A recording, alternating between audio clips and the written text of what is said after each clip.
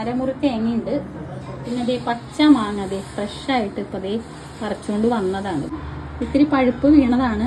നല്ല ടേസ്റ്റ് ഉണ്ടാവും. ചെറിയ മധുരത്തോടു കൂടി ഒരു ചമ്മന്തി നമുക്ക് കിട്ടും. ദേ ഇനി ഒരു സവാള, മീഡിയം സൈസ് സവാള ദേ മൊത്തം മുറിച്ചിങ്ങനെ ഇടുന്നു. 2 സ്പൂൺ, 2.25 സ്പൂൺ കിട്ടും. 1.5 സ്പൂൺ. നമുക്കിത് അരച്ചെടുക്കാം. ചമ്മന്തി റെഡി ആയിരിക്കുന്നു. ചമ്മന്തി ഇത്ര എന്തിനാണെന്നൊന്നും ആരും വിചാരിക്കേണ്ട. ഈ ചമ്മന്തി ഉണ്ടാക്കിയാൽ ഇവിടെ എല്ലാവർക്കും ആക്രാന്തവും. അല്ലാണോ? കൈ കൊണ്ട് കുഴച്ചാൽ ഈ ഉപ്പൊക്കെ നല്ല പിടിച്ച് നല്ല കറക്റ്റായിട്ട് വരുള്ളൂ. അതുകൊണ്ടാണ്. അടിപൊളി,